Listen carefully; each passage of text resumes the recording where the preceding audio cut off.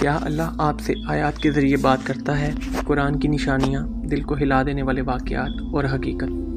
السلام علیکم ورحمۃ اللہ وبرکاتہ۔ کیا کبھی ایسا ہوا کہ آپ شدید پریشانی میں تھے اور اچانک قرآن کی ایک آیت آپ کے دل پر ایسے اتری جیسے اللہ نے آپ کو جواب دیا ہو؟ کیا کبھی آپ نے کسی آیت کو بار بار سنا اور محسوس کیا کہ یہ صرف آپ کے لیے ہے؟ آخر قرآن کی آیات انسان کے دل پر اثر کیوں کرتی ہیں؟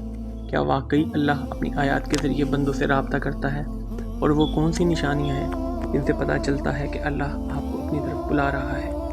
آج کی یہ ویڈیو آپ کے ایمان کو ہلا دے گی، کیونکہ ہم قرآن، احادیث، سچے واقعات اور علماء کی باتوں کی روشنی میں جانیں گے کہ اللہ اپنے بندوں سے کیسے بات کرتا ہے۔ قرآن صرف کتاب نہیں، اللہ کا پیغام ہے۔ دوستو، قرآن کوئی عام کتاب نہیں، یہ رب العالمین کا کلام ہے۔ اللہ تعالیٰ فرماتا ہے، یہ وہ کتاب ہے جس میں کوئی شک نہیں، ہدایت ہے پرہیزگاروں کے لیے۔ سورہ بقرہ آیت نمبر 2۔ جب انسان قرآن پڑھتا ہے تو حقیقت میں وہ اللہ کا پیغام سن رہا ہوتا ہے۔ اللہ نے قرآن کو صرف تلاوت کے لیے نہیں اتارا، بلکہ دلوں کو زندہ کرنے کے لیے نازل فرمایا۔ اللہ فرماتا ہے، کیا یہ لوگ قرآن میں غور نہیں کرتے؟ سورہ نساء آیت 82۔ یعنی قرآن صرف پڑھنے کی چیز نہیں، سمجھنے اور محسوس کرنے کی چیز ہے۔ کیا اللہ واقعی آیات کے ذریعے بندے سے بات کرتا ہے؟ یہ بات سمجھنا بہت ضروری ہے۔ اللہ انسانوں سے وحی کے ذریعے انبیاء سے براہ راست کلام فرماتا تھا، لیکن عام انسانوں کے لیے اللہ کا سب سے بڑا ذریعہ ہدایت قرآن ہے۔ جب بندہ اخلاص کے ساتھ قرآن پڑھتا ہے تو بعض آیات اس کے دل پر خاص اثر ڈالتی ہیں، کیونکہ اللہ دلوں کے حال جانتا ہے۔ اللہ فرماتا ہے، اور ہم قرآن میں وہ چیز نازل کرتے ہیں جو ایمان والوں کے لیے شفا اور رحمت ہے۔ سورہ الاسراء آیت 82۔ کتنے لوگ ایسے ہیں جو ٹوٹے ہوئے دل کے ساتھ قرآن کھولتے ہیں اور پہلی ہی آیت ان کے دل کو سکون دے دیتی ہے۔ یہ اللہ کی رحمت اور ہدایت کی ایک صورت ہوتی ہے، وہ نشانیاں جن سے پتہ چلتا ہے کہ اللہ آپ کو اپنی طرف بلا رہا ہے۔ دل کا اچانک نرم ہو جانا۔ اگر قرآن سنتے ہوئے آپ کی آنکھوں میں آنسو آ جائیں، دل کانپنے لگے، تو یہ بہت بڑی نعمت ہے۔ اللہ فرماتا ہے، اللہ نے بہترین کلام نازل فرمایا جس سے ان لوگوں کے رونگٹے کھڑے ہو جاتے ہیں جو اپنے رب سے ڈرتے ہیں، پھر ان کے دل کے ذکر کی طرف نرم ہو جاتے ہیں۔ سورہ زمر آیت 23۔ نشانی نمبر 2، ایک ہی آیت بار بار سامنے آنا۔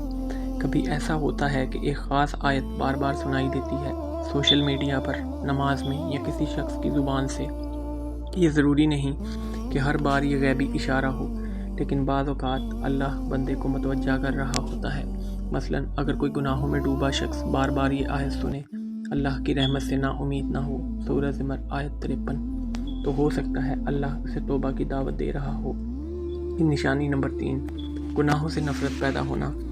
جب انسان کے دل میں اچانک گناہوں سے نفرت آنے لگے، نماز کی طرف دل مائل ہو، قرآن سن کر سکون ملنے لگے، تو یہ سمجھ لیں کہ اللہ آپ کو اپنی طرف کھینچ رہا ہے، کیونکہ ہدایت اللہ ہی دیتا ہے۔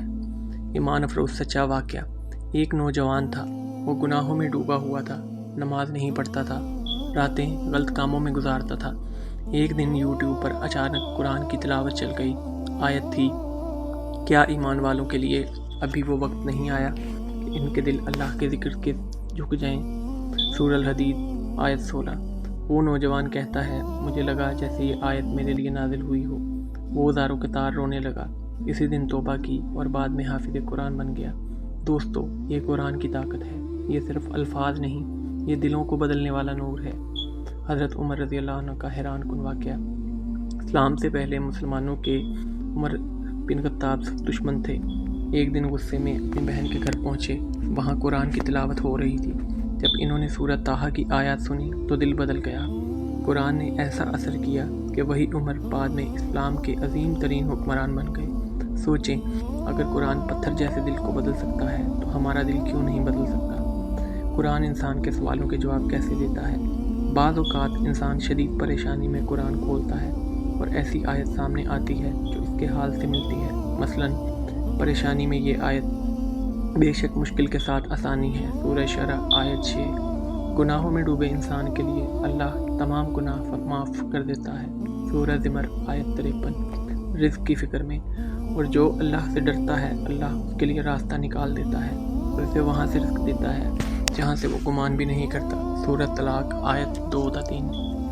यही वजह है कि बहुत से लोग महसूस करते हैं कि अल्लाह इनसे बात कर रहा है। असल में कुरान हर ज़माने के इंसान के लिए ज़िंदा पैगाम है। अहम अकीदे की वजाहत। ये बात याद रखें, हर ख्वाब, हर एहसास या हर इत्तफाक को अल्लाह की ख़ास निशानी कहना दुरुस्त नहीं। इस्लाम हमें तवाज़ुन सिखाता है। अल्लाह का असल पैगाम कुरान और सुन्नत है।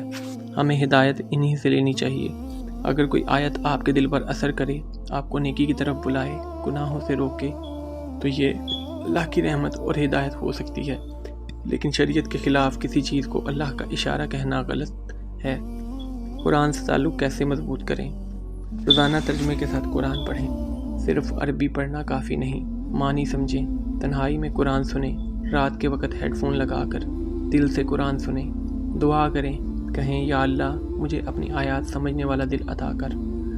गुनाहों से बचें। गुनाह दिल को मुर्दा कर देते हैं और मुर्दा दिल कुरान महसूस नहीं करता।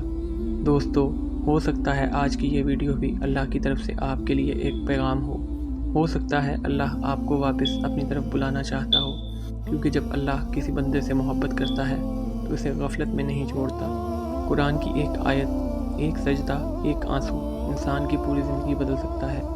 या अल्लाह हमें कुरान से मोहब्बत अता फरमा, कुरान को हमारे दिलों की रोशनी बना और हमें इन लोगों में शामिल फरमा जिनसे तू राज़ी है। आमीन या रब्बुल आलमीन।